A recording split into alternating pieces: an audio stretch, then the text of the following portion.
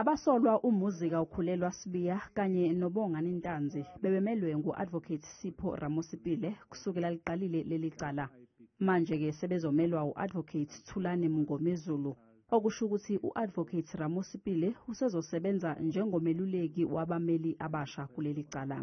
I need to consult with both accused number 1 and number 2 and request the Honorable Court to make an order that I be given some few hours to consult with accused number 1 and number 2.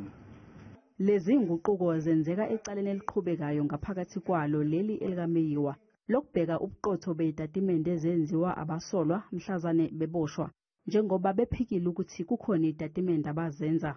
Umbuso usulethe ofakazi ababili kuleli cala nabakuphikile okushiwo abasolwa. Icala lizoqhubeka kusasa nofakazi wombuso omusha.